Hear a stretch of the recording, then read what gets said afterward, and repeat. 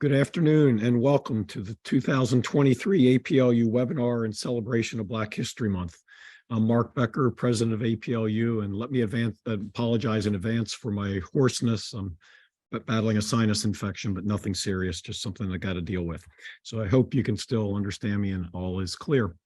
The focus for today's webinar is Black leadership in higher education, and we have a distinguished set of distinguished leaders as speakers today.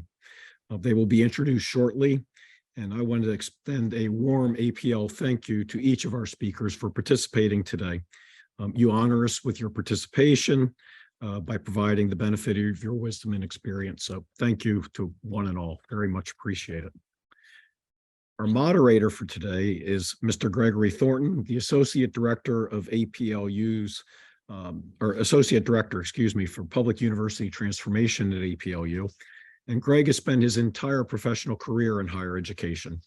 He joined APLU nearly 2 years ago, and since that time, he's managed 3 clusters in our Powered by Publics initiative. Greg is a talented, hardworking, and terrific colleague, so we tremendously value Greg and look forward to his contributions in moderating this panel today. Before I pass it to Greg, however, I would be remiss if I didn't extend a recognition and thank you to Dr. Robin Parent. Robin is the Associate Vice President for Diversity, Equity, and Inclusion at APLU, and she provided leadership in conceiving and producing this webinar today. So thank you to Robin, thank you to Greg, and Greg, I pass it over to you. Absolutely, thank you. Thank you so much, Dr. Becker, and welcome to the APLU Black History Month celebration, Black Resistance, Leadership in the Academy. Today is the final day of Black History Month 2023, so we just made it, but we still made it.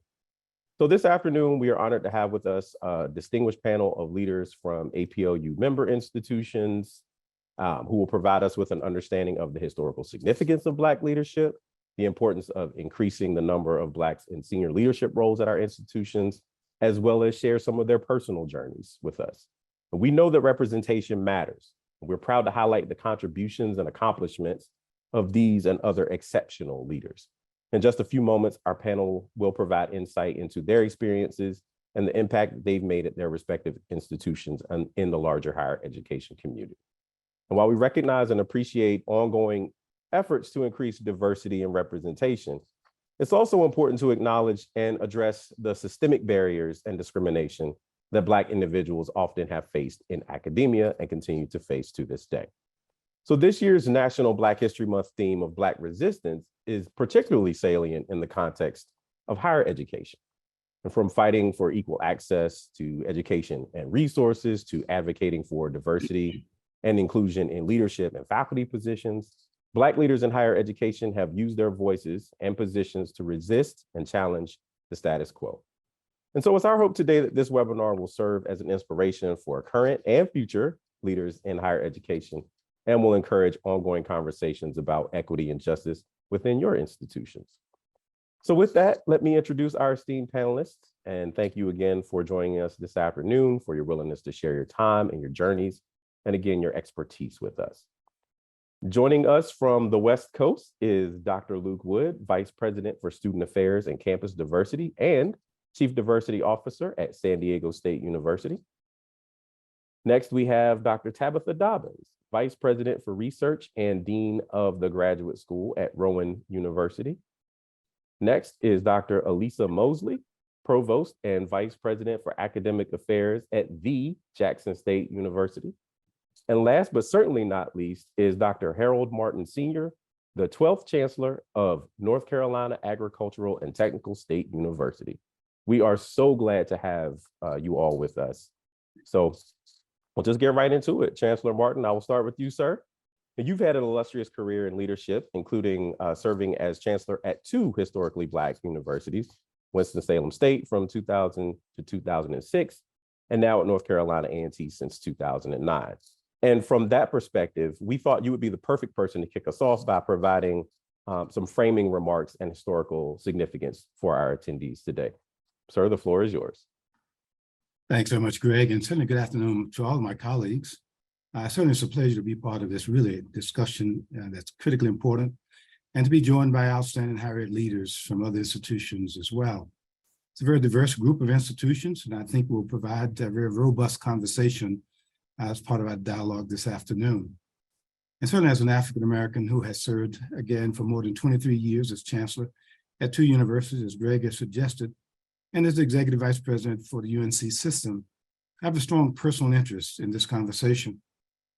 And as a mentor to a great many fellow leaders and aspiring leaders, I have an equally strong interest in the opportunities available to them and challenges that they may face in leveraging them as well. I certainly want to thank APLU President Mark Becker, Associate Vice President Robin Parent, and of course, Greg and the Center for Public University Transformation for creating this opportunity for dialogue, learning, and reflection for all of us. It has been nearly 70 years since the United States Supreme Court issued its historic ruling in Brown versus Board of Education that declared segregation in public education unconstitutional.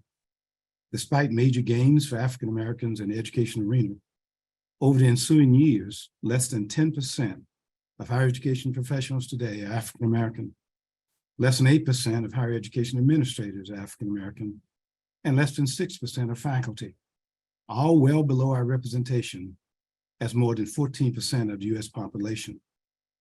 Meanwhile, white employees make up more than 3/4 of higher ed professionals and more than 80% of administrators.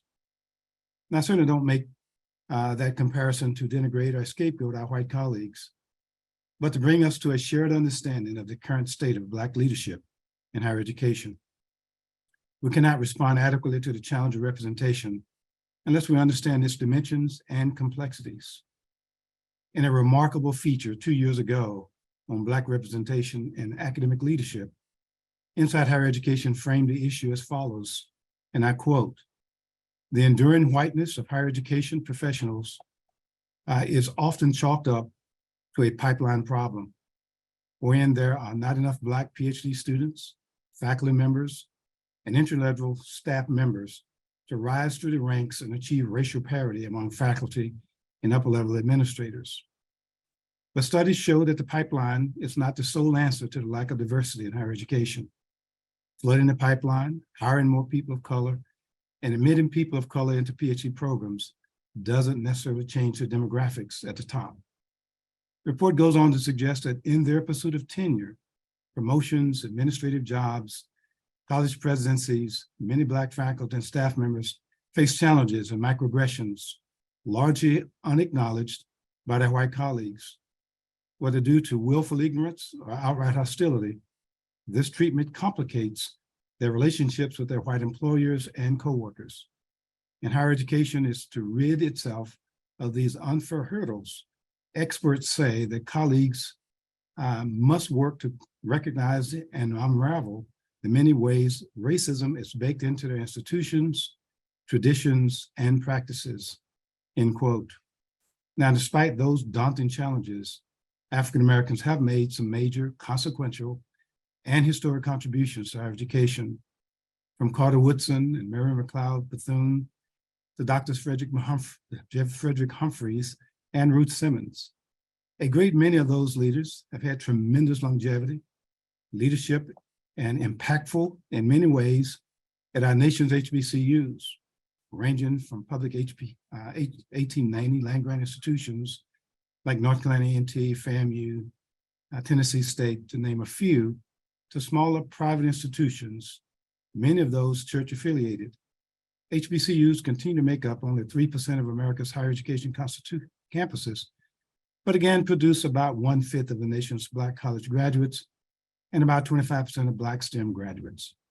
The leadership of Black institutions, presidents and chancellors, campus founders, it has been found that profound impact of African Americans in the American workforce and elevation of Black talent knowledge in these spaces have been significantly built through historically Black colleges and universities. North Carolina A&T, for example, provides several good examples of this scenario. We're the largest now that any HBCU in America has ever been, though our enrollment of 13,500 is far fewer than many of the 1862 land-grant campuses across our country. Nevertheless, we enrolled more first-year Black students than the top 14 national universities in U.S. News and World Report national rankings combined. And we graduate more Black graduates over the past 2 years in a number of disciplines, including engineering, agriculture, the liberal arts, journalism, just to name a few, than any other university in America. I certainly don't take sole credit for those achievements. Black higher ed professionals join a diverse group of colleagues across our university who helped to bring all of those accomplishments to fruition over the past 15 to 20 years or so. And certainly I'm proud to be honored to lead this institution and the work we do here at this institution. A number of our colleagues have even gone on to lead other HBCUs, as Dr. Tamikia LeGrand at Prairie View A&M and Dr. Anthony Graham of Winston-Salem State University, who will be assuming their responsibilities this summer. HBCUs, however, are far from the only places where we have been called to lead. There are more than 4,200 other colleges and universities and campuses across the country where Black leadership representation is wholly inadequate, where the obstacles to opportunities and top positions can seem insurmountable. To be sure, of course, we have seen some progress since the pivotal moment of the tragic murder of George Floyd, which seemed to wake up portions of our nation that previously had little familiarity with the extent of inequity and injustice in America. In the past 18 months following Floyd's murder, 25% of presidents and chancellors hired by colleges and universities were indeed Black, and a total of 35% are from racial or ethnic minority groups. In the 18 months prior to Floyd's death, less than 15% of chancellors and president hires were indeed Black, and only 22% non-white. Now, is that recent progress a temporal phenomenon, or is it something more, a new emerging environment that we can all play a role in maintaining, developing, and enhancing? These are among the thoughts and ideas that our panel will dive into this afternoon, along with everyone taking part in this conversation from desktops across the country. So again, we thank you for joining us. I thank you for all of the engagement we will have with this incredible panel. I now turn things over to Greg Thornton, who will now lead us through a significant dialogue. Greg, will lead the conversation for you. Thank you very much. And thank you so much, Chancellor Martin. I don't know about the rest of you all, but I almost felt like I was sitting in the church pew for a little bit, hearing Chancellor Martin give us the sermon. So first, let me just say preach. And second, let me just say amen.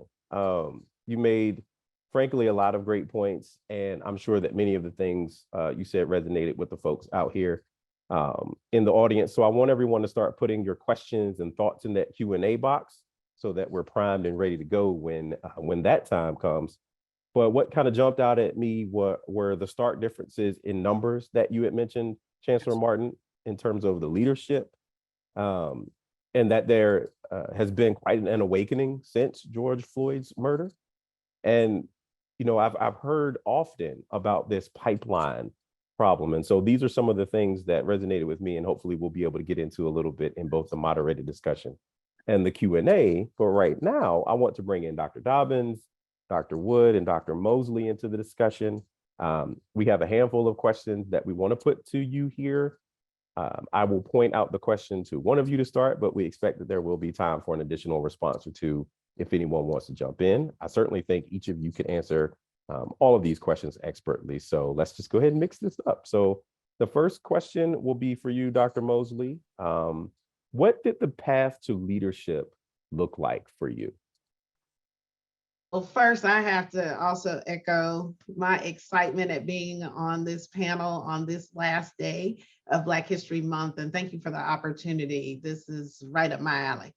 I would also say that my path to leadership might mirror that of a traditional academic. And some of that comes from, I did not anticipate that I would be the chief academic officer at Jackson State University. So some of this is around getting, doing pivots along the way and having punctuated moments where I was allowed to try my hand at assuming leadership positions in the academy. So I was the first person to graduate from the work done by KPMG's, the PhD project. And so I was in that first class of people that entered into the system and came out in the late 90s, last century. But I had a very protective department chair. I'm a professor of management in the College of Business. So I had a very protective department chair who was very certain, and Chancellor Martin mentioned some of the struggles that people have in that promotion and tenure pathway. And I had a group of people who were very adamant that I would meet those, I would be tenurable. And I would participate in those activities that tenured faculty members get to do. But I also got to have opportunities to surround myself with people who I knew could guide me and inform not only my work as an academic, but the work I was doing with students and engaging them in their success and in their pathways. So I think I would certainly be able to say that I had some strategic committee assignments. So I wasn't on every committee, but I was on strategic committees that would involve strategic planning. I was an advisor to an organization. I did curriculum committee work, but all of it was centered on being at the table when solutions were being developed. So I was able to engage in decision-making in safe spaces where people could almost become peer mentors for me to a certain extent. I had people to guide me around funding opportunities and external funding, and also elevating me to be able to manage an international grant that had an impact. So everything I got to do, I was able to see an impact on the larger university. And so I was able to kind of exercise that muscle that you need to exercise in order to be a great leader. So I essentially was able all along the way to develop valued competencies that would serve me in my future administrative roles through these substantive university experiences and accreditation and faculty development and student engagement. Excellent. Without me going into a whole lot or hearing a lot of me talking, I would love for you, Dr. Dobbins, and for you, Dr. Wood, to chime in on this question as well, what your path to leadership looks like. Okay, I'll follow on, and I took a very similar path to Provost Mosley to leadership, in the fact that I started out as a traditional academic in the Department of Physics and Astronomy at the front of the classroom, and I've enjoyed that role. The one thing I want to add is opportunities and creating opportunities, particularly for faculty members coming from BIPOC populations or underrepresented populations. And sometimes that can be created in the way that Rowan University does. We have a program called Provost Fellows. And these are faculty members who can kind of take a very safe foot into leadership by spending a year or 2 years of commitment in some leadership role. And so I just encourage that this is sort of a way to allow people to see how they would enjoy leadership or not, and for the institution to kind of get an early start with some of its faculty members and developing them. And then I would just say, in terms of my journey, so my name again is Luke Wood, and I serve as Vice President for Student Affairs and Campus Diversity and Chief Diversity Officer at San Diego State. I began at San Diego State in 2011 as a tenure track faculty member in the Department of essentially higher education. So like everyone here, I firmly believe in the faculty background. It just so happens that one of my disciplinary areas is teaching student affairs.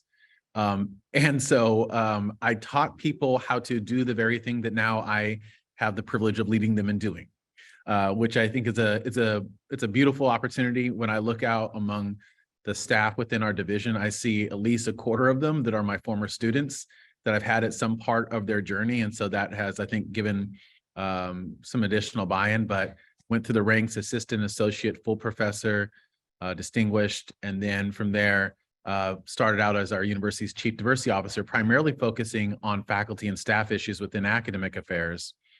And then as we continue to expand our efforts to advance diversity throughout our curriculum, through student support, expanded beyond that to now include the Division of Student Affairs as well. So a different position than others on here, but certainly the same trajectory. And I do believe, again, there's something to be said when you're in a political position, because these positions are highly political, and there's a lot that goes on with that. To be in a position where you're engaging in the administrative realm with essentially a bonus life, which is essentially knowing that you go, if something is not perfect, you can go back to doing the thing that you love and being a faculty member.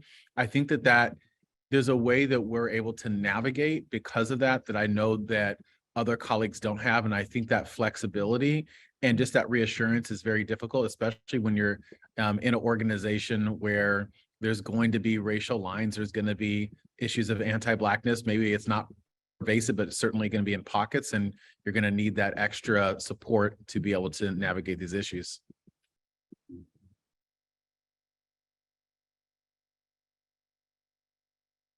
Thank you both. Dr. Martin, Chancellor Martin, I mean, sorry.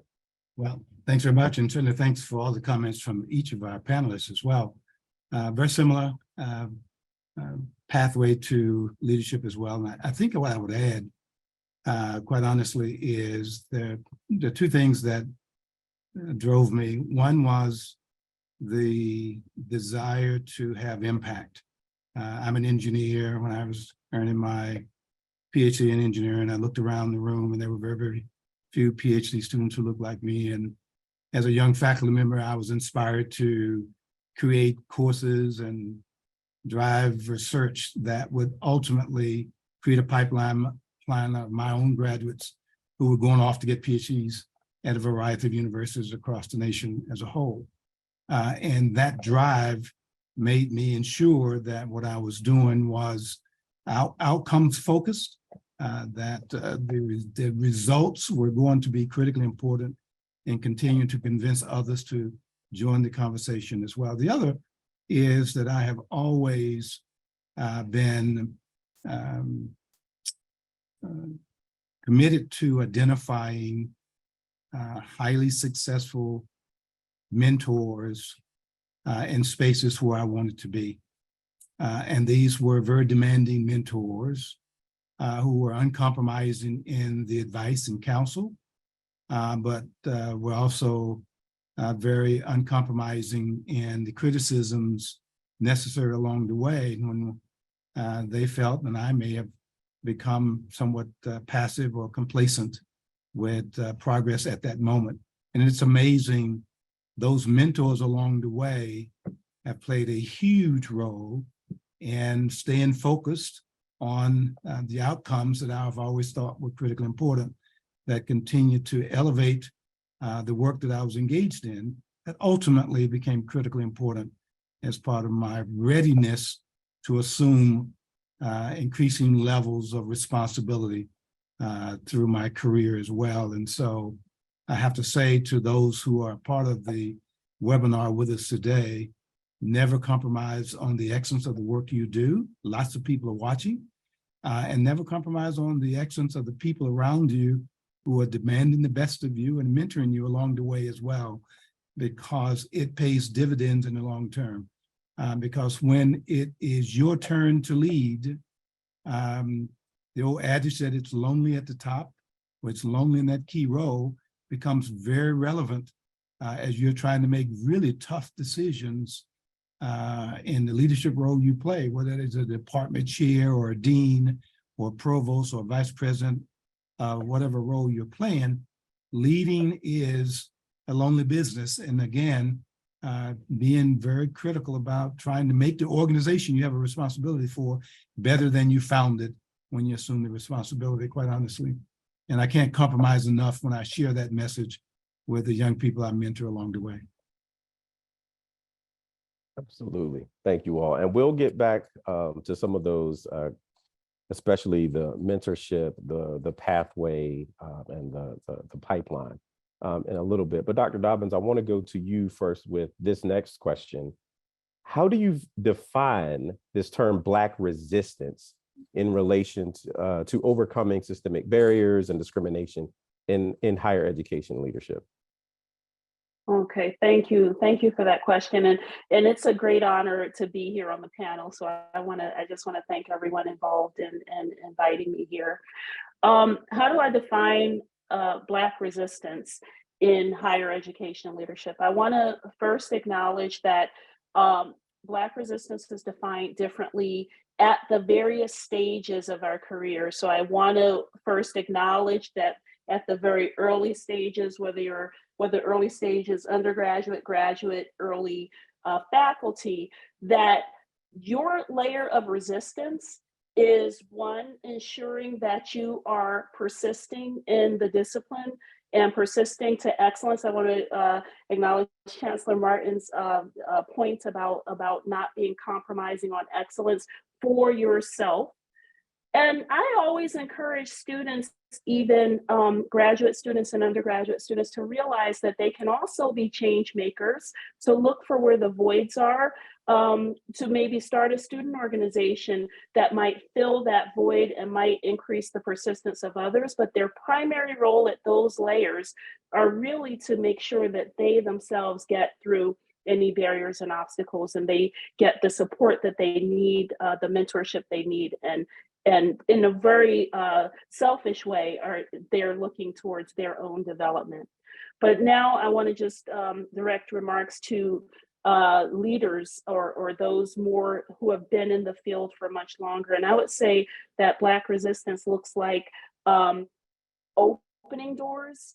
And I was thinking the analogy of making sure to put a doorstop in, but a doorstop is not strong enough. I would say just removing these doors and then widening the doorways as you go along.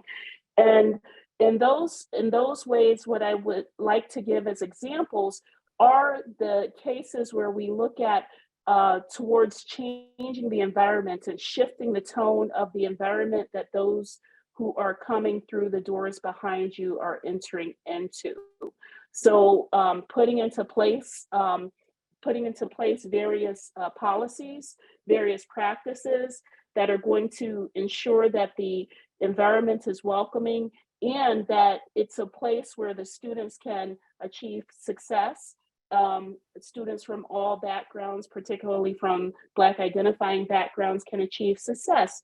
Those are the ways that I can define Black resistance. Excellent. Thank you. I mean, you're giving us gems here, Dr. Dobbins, persisting, not compromising on excellence, looking for opportunities to be change makers. And my favorite one was opening the doors and then widening the doorway behind you. Excellent. Dr. Wood, would you like to jump in here with a response? Yeah, well, first of all, I thought that was a great response. I do think that in this line of work, we have to really be focused on systems and therefore on policies, procedures, and codes within our own organizations. Many of you may be familiar with the quote from W. Edward Deming and Paul Batalden says that every system is perfectly designed to achieve the results that it gets. And so if you see outcome disparities for certain communities, whether it's our student community, whether it's for faculty advancement or staff satisfaction, well-being, whatever it is, that we're going to look at the system first instead of blaming students, blaming their families, blaming their communities.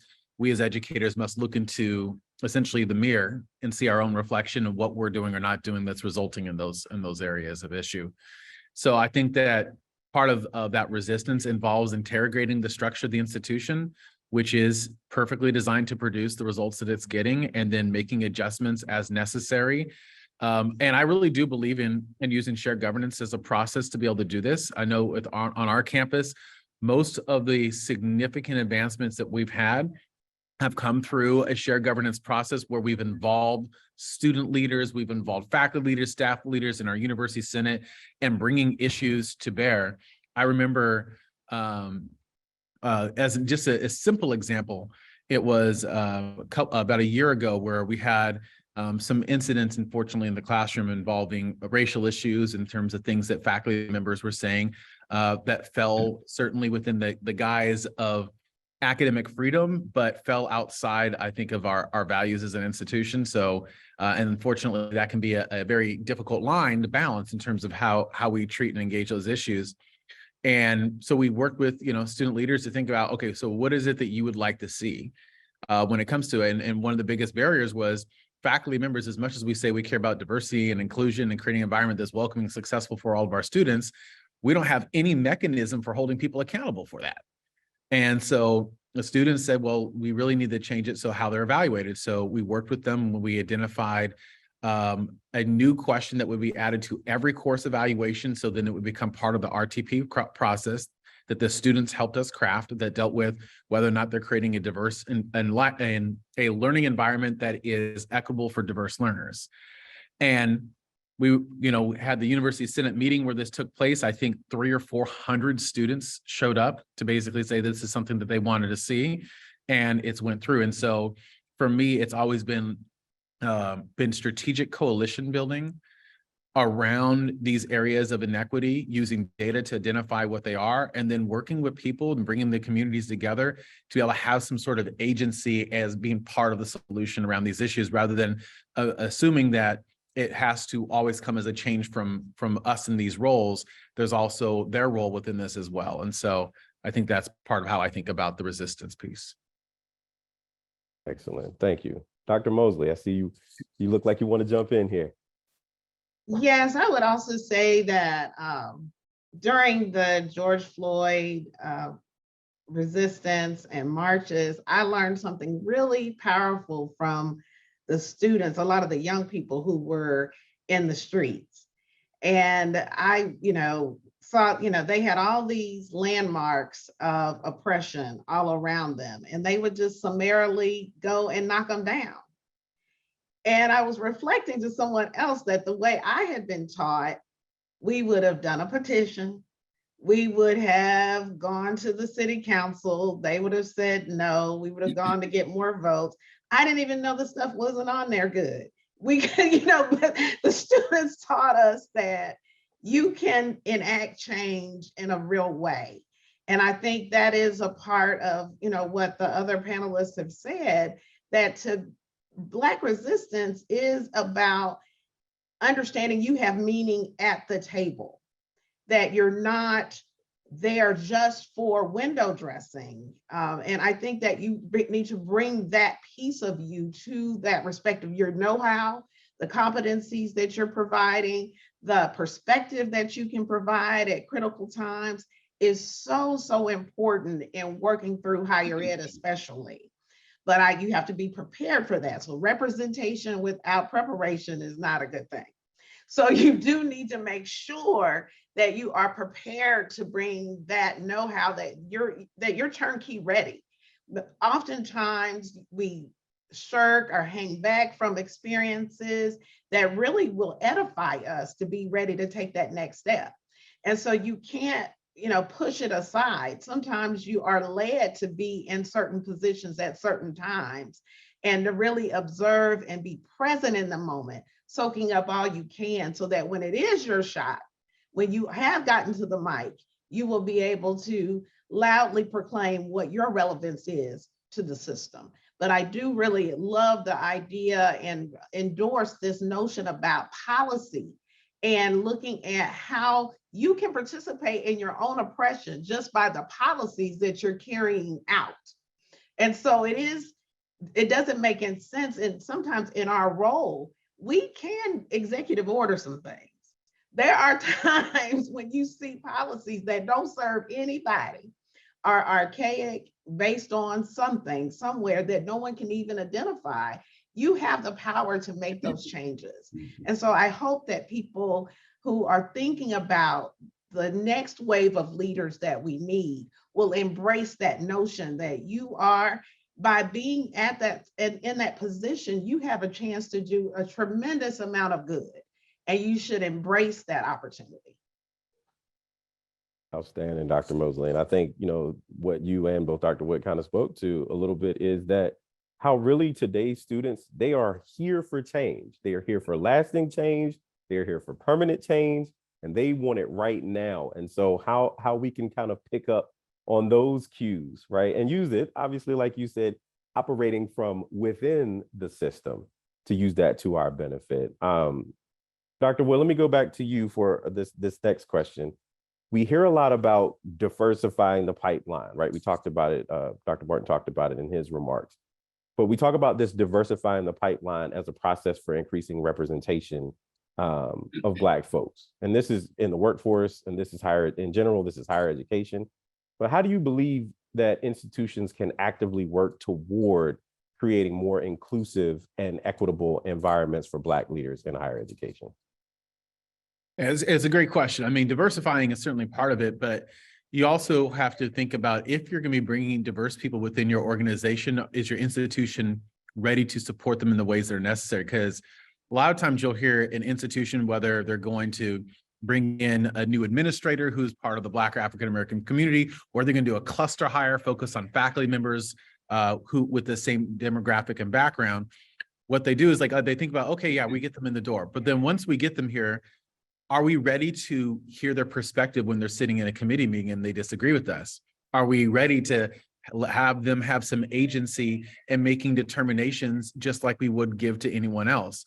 Are we going to respect the quality of the work that they bring to the table and their expertise and their aptitudes?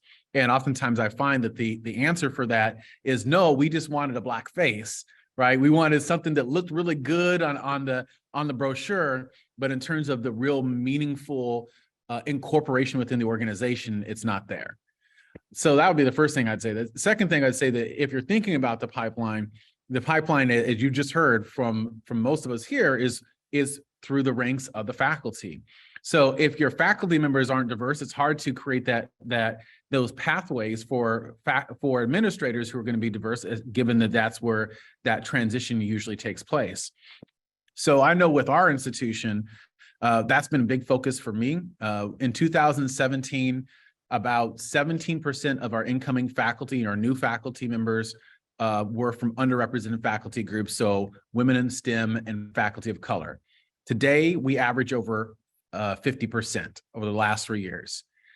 And in 2017, we had 25 Black faculty. We have more than double that now. And what it really comes down to is that you have to put mechanisms of policy change in place, and then you have to have other mechanisms of accountability. So we went through our Senate, we got a requirement. Everyone has to do training on implicit bias, right? That's a bare minimum. Second thing, every pool that we have for candidates has to be certified based upon National Science Foundation data that the representation of underrepresented faculty members within that pool is proportional at the very least. And if it's not, it's an opportunity to go back out to committees and say, hey, we know you love picking your friends, but if you're going to be effective in helping us to diversify, then we need to think about that differently. We then put inclusion representatives on every search committee who basically have been trained in topics such as implicit bias, racial microaggressions, equitable practices in the hiring process. And then I would say that the two biggest things that we did was, one, we did cluster hires. So, and we've done a series of cluster hires. In fact, we just finished one within my own division focused on therapists who serve our Latinx, Latina population. But we did one after the murder of George Floyd. We announced that we were going to do a cluster hire of 5 faculty members who had a demonstrated record of success in doing either research, teaching, or service focused on Black populations. We said we'd hire 5. We've hired 9 in academic affairs and 3 more in student affairs and campus diversity. So under-promised, over-delivered. But the big crux of it is the criteria. We have, as a matter of what is our focus on increasing student outcomes? Well, our focus is making sure that all of our students are being successful, which includes our Black and African-American students, and reducing equity gaps as a part of our system-wide initiative. So if our focus is on reducing equity gaps, then we have to change the criteria of what we're looking for faculty. So now every single faculty search, they have to show that the faculty member has a demonstrated record of success in either research, teaching, and or service focused on Black, Latinx, and Native American populations. And if they don't have those qualifications, they may be great for some other institution, but they're not going to help us address our goals. And then what we implemented was a second level committee. So biology goes out for a search. They get 100 candidates. Then they do 15 semifinalist interviews. Then they identify the 3 to 4 people they want to bring to campus. Now, before you can bring those 3 to 4 people, that has to go to another committee that is staffed by faculty members that certifies, do they indeed meet that criteria? Because if not, then people will be left to their own devices. And that's one of the reasons that we've been able to change. And then the last thing I'll say is, if you bring them in, then you have to support them, right? If you think about administrators, are they getting the opportunities to go to the national fellowships, to be able to go to the conferences and get the exposure that they need? Or do we, again, see them as a great face so we don't invest in them and give them the same kind of, not just the same kind of opportunities, but the same level of mentoring that we're giving to other people? So it's a holistic thing that has to be done if we're going to change what we see. Absolutely, absolutely. And a couple of things that you said that really resonated with me were agency and respect, making sure that both of those are present. And the question that you posed, do you want Black presence or just Black faces? I think those are important. And then another thing that you've actually mentioned a couple of times now that really sticks out are these mechanisms of accountability. Those are great things. And the other thing I noted is, we talked a lot in my work in the student success area about student sense of belonging and how important it is for students to see faculty and administration that look like them. And from your comments, it also shows that rings true for junior faculty and staff that are looking into more these senior leadership roles down the line. So thank you there. We'll go back to you, Chancellor Martin, for this next one.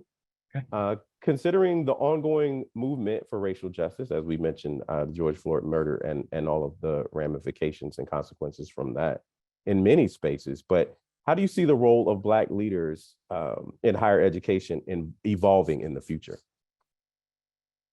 Well, before I respond to that comment, I would certainly like to compliment Dr. Woods on a very comprehensive response.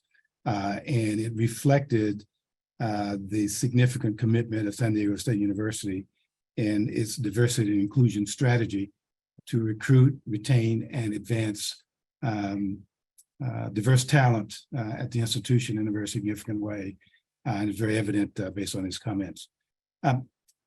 Increasingly more, higher education is needing voices of very diverse perspectives as well. Leaders in higher education across all institutions, minority serving institutions, HBCUs, majority institutions and the like, must include the voices of senior leaders, provosts, deans, presidents and chancellors of universities, diversity leaders, et cetera, in very significant policy discussions around how higher education is changing, must change, continue to meet the growing demands and needs of a diverse population here in the American states, but in particular as they reflect on enhancing strategy to address what we know were very evident in inequities that came to bear following George Floyd's murder. Inequities in K-12 education, education in general, inequities in employment, healthcare, entrepreneurship and investments, wealth building. All of those are very real disparities in America where education, as we know, has come to play a very significant role in leveraging change. And we have to have diverse and inclusive policy and discussions at the table. I was having a great discussion with several of our students very recently about something similar to this conversation, and that is having a voice at the table. It is one thing to talk about having a seat at the table, but if you have a seat at the table and you don't have courage to share a voice, or you don't have an opinion or perspective, you are very useless in that conversation in very significant ways. And so we really have to make sure that we have appropriate representation, engage in these conversations, who are bringing relevant and concrete recommendations for policy change and shifts in thinking and behaviors if we're going to see addresses to the inequities that have failed Americans, especially Black and Brown Americans, in this nation for an exceedingly long period of time. And it's going to take all of our institutions thinking very seriously about how we address these challenging issues and producing excellence in our institutions, producing inclusivity in the decisions we make. And you know, there's an interesting conversation as we continue to engage in as an 1890 institution, which is essentially a representation of HBCUs that are land-grant institutions. Lots of discussions about why do we have to have such discussions about diversity in our institution as well. We're an HBCU. We should know what the answers are in these spaces as well. And I absolutely disagree. Diversity is just as important and critically focused on the role we play as universities in the diversity of our faculty and our administration as well.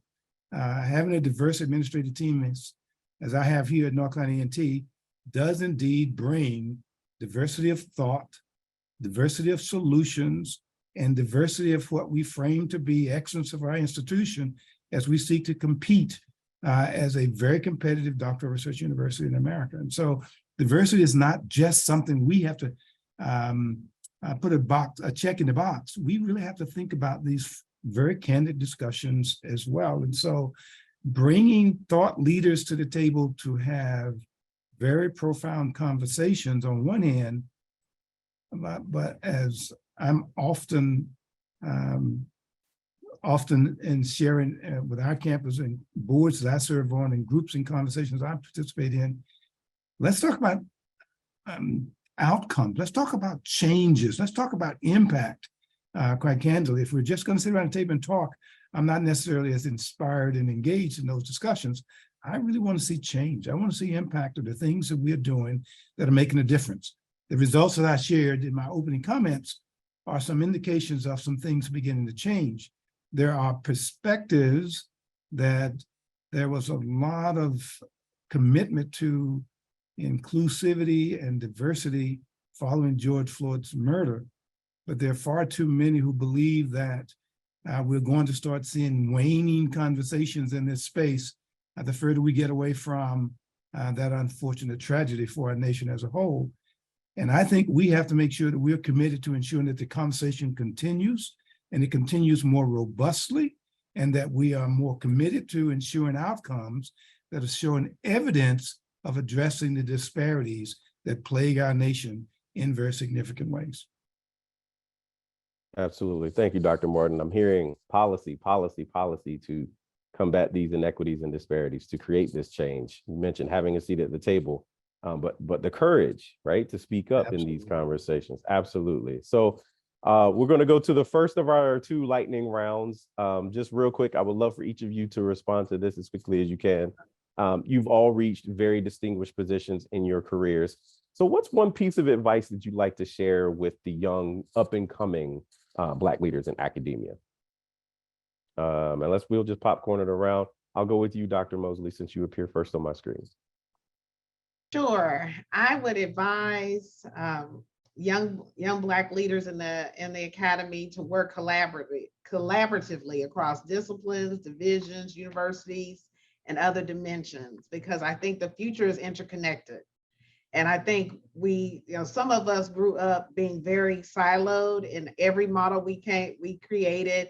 We were taught in the lab to control for every variable, but the past 3 years have taught us it's messy. And the problems and solutions that we're developing are complex and cannot be developed in isolation. So you have to be able to talk to partners across the aisle. So there is no going back to a contained existence. And the work that we've imagined, we're developing solutions that we don't quite know will necessarily be able to work, but working with other people, you'll get that distinctiveness, you'll get those questions, that voice, those perspectives that you need to make robust decisions. Absolutely. Dr. Dobbins. Thank you. Thank you for the question. And I will suggest capitalizing on prior work. And so National Academies has recently put out a report on Advancing Anti-Racism, Diversity, Equity, and Inclusion in STEM Organizations.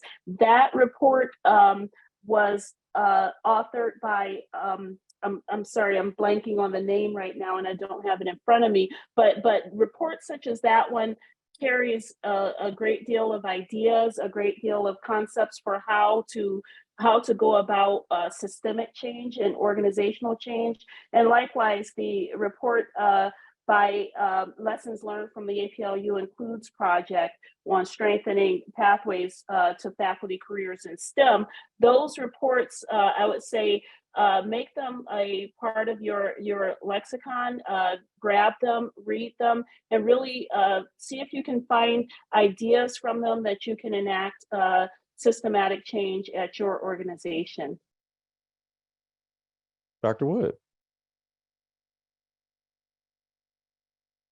So I think two things stand out to me. First, you have to support one another. And the nature of anti-Blackness and any type of power oppression within an organization is one that's just inherently strategic, because that's why we talk about it as being systemic, right? So it's constantly moving, constantly working. And so I believe in the meeting before the meeting, I believe in the meetings that occur late at night. We have to work together, collaborate, and coordinate, because if we don't, then we're doing so at our own peril, because the institution, regardless of whether there's people who are even around the table doing it, naturally does it. It's just part of how it works. The second thing I would say is that you got to take care of yourself. The nature of this work is, highly demanding.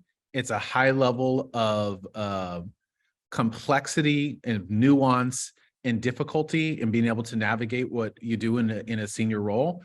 And so I think that you have to find those things that give you that counterbalance outside, whether it's walking, whether it's prayer or meditation or working out. For me, I do boxing, right? With me and then some other faculty from campus, right? So it's finding something that is going to be for you, that's going to be an outlet for that, because William Smith's work on racial battle fatigue tells us that when you're in an environment with persistent strain and stress, and it's also race related, even if it's kind of that mundane beneath the surface type of issue, it has an impact on you psychologically, your ability to process information, retain information, your attentional control, psychologically, anxiety, worrying, loss of confidence, anger suppression, and also impacts you physiologically, inability to be able to sleep, clenching your jaws at night, upset stomach, elevated blood pressure. So there are cognitive, psychological, and physiological impacts that come with being a Black person in these roles that are unique to being a Black person in these roles. So you have to make sure you're taking care of yourself, because if you don't, you won't be as effective in supporting others. I've heard someone say once, you can't be a wounded healer. And when it comes to this work, I think that's very true. Absolutely correct. I do want to, in the interest of time, move us to our Q&A quite briefly. We do have time for one, maybe two questions. So let's go to the Q&A. I would say there are several questions and comments that are focused on mentoring and professional development that's come up quite a bit. And we know that both of these actions are important in supporting success for our BIPOC communities. And so the question that was raised, how do we raise consciousness among us, I'm reading from the question here, as Black higher education leaders about the necessity of not compromising excellence, and how do we hold each other accountable? And how do we increase the opportunities of professional development resources at HBCUs and other institutions? And anyone that wants to take that, feel free. Well, I think fundamentally for young professionals, going back to the earlier question you raised as well, there is a tendency to be impatient in the early years of your career.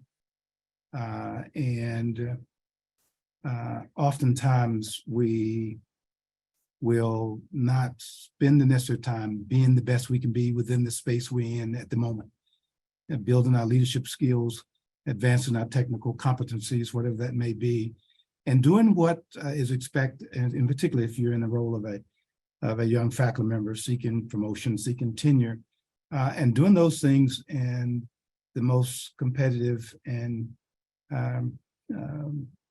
structured way, but also in a collaborative way, and with peers in your department or cross departmental or college boundaries, so that you are doing the necessary things that are critically important to ensuring that you're able to continue to advance your career toward promotion and tenure. It's hard to advance beyond a faculty role into a leadership role, such as a chair or director or et cetera, if you are struggling through the fundamentals of advancing the promotion and tenure aspects of your career through your scholarship and research and excellence in teaching and mentoring as well. And so I say that to a large number of young faculty members, even on our own campus, as we engage with them as well. And the other is ensuring that as you are seeking to advance your career, that you are working within the institution to ensure that you're gaining access to the resources that are available to you. Resources to travel to professional meetings, resources to engage in developing very competitive research proposals and seeking research funding, either individually or collectively with colleagues within your institution as well. Those things are very critically important. And as you see that work beginning to emerge successfully for you, make sure you're using the opportunities to identify very talented students within your department or within your college to ensure that you're enabling them to be a part of your research and enhancing their opportunities to understand the importance of them continuing to excel and thinking about graduate and professional schools beyond undergraduate schools. Well, that's how you build a pipeline as well. And believe it or not, those successes become critically important as part of the elements of criteria that are being used by your peers to identify your future opportunities for leadership roles as well as a department chair or the like as well. And so I strongly encourage you to understand the resources available to you, take advantage of them.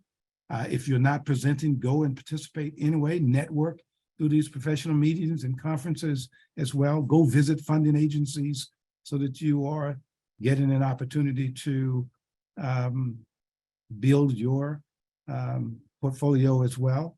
And if you're not successful in your gaining research funding, seek an opportunity to spend the summer at a funding agency or at a corporate entity that is critically important and related to your area of opportunity as well. There are just so many possibilities that you have to be proactive about and seeking areas of opportunity for your own continued professional growth and possibilities.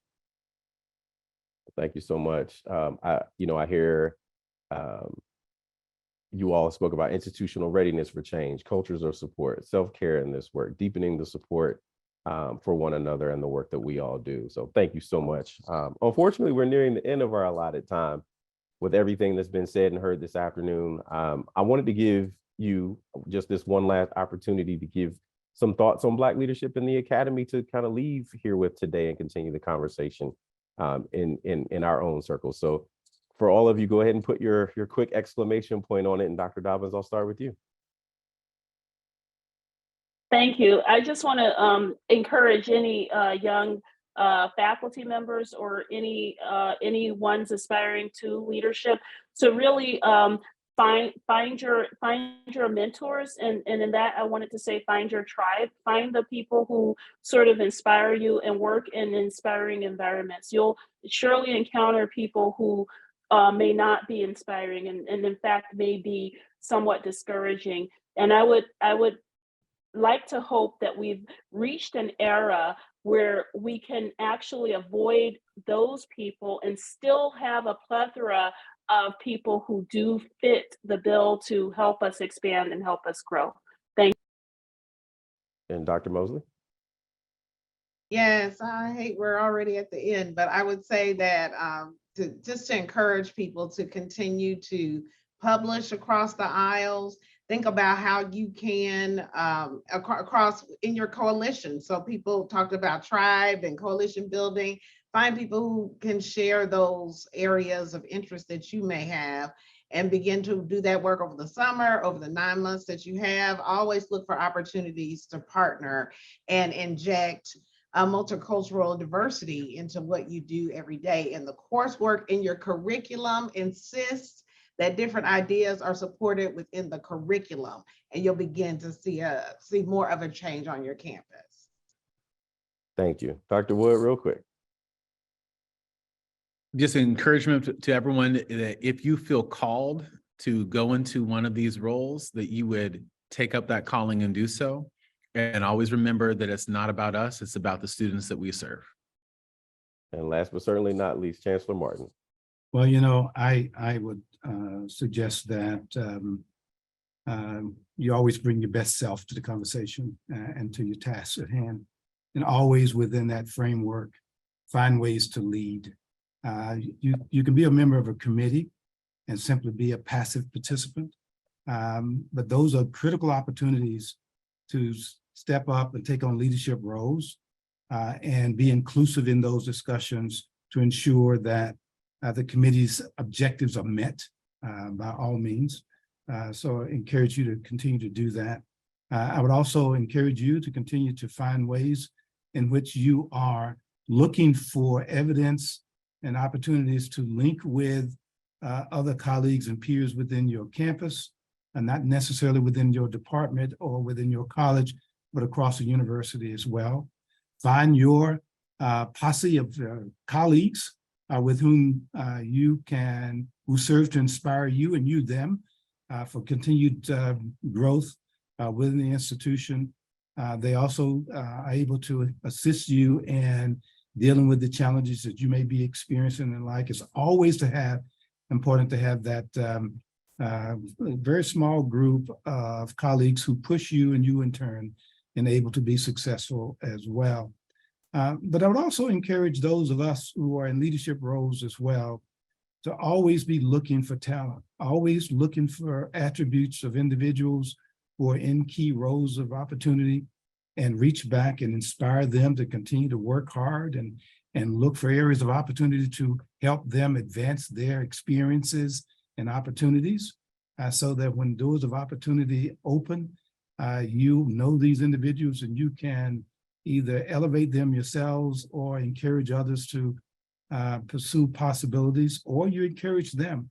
I know one of the early bits of advice came to me from a colleague who just in passing said, have you ever thought about being a department head? And I really hadn't given much thought to that, quite honestly, but that inspired me to begin to start thinking beyond where I saw myself at that point in my career as well. And so we can do so much in terms of enabling young people in our communities who look like us to step beyond their comforts and reach beyond and look for those opportunities that are meaningful and progressive and enable them to continue to grow professionally as well. And so we have a responsibility. And I'll leave this one comment as passed on by one of my board members who says, when we get to the penthouse, look back, reach back, lift up, and lean forward and pull someone with you. And I'll leave that with us today as well as we continue to enable those that we can influence to continue to be successful as well. Well, I certainly couldn't have said it any better myself. And I just cannot emphasize enough the importance of keeping this conversation going. So I really encourage everyone to do so after we leave the session today, back at your campuses in any way that you can. So as we conclude, on behalf of APLU, I want to thank our distinguished panelists. I commend you all for your work, your instruction, service, research, scholarship, and most of all, your leadership. And you're really shining examples of Black leadership in higher education, and I can't thank you enough. And so thank you also to all of the attendees that joined us today. I hope the perspectives, insights, and stories shared have inspired you all, and I hope they will continue to guide you in your efforts to promote diversity, equity, and inclusion in higher education. And as we close out this Black History Month 2023, I want to emphasize the continued importance of these ideas and these ideals. So as we leave this session, let's continue these conversations beyond February. Let's continue to lift up Black leaders, and let's continue to amplify Black voices. So this webinar was recorded and will be posted on the APLU News YouTube channel in the coming days, and a link will be disseminated to APLU membership and the event will also be featured on the APLU website. Take care, everyone, and thank you. Thank you, Greg. Take care. Thank you.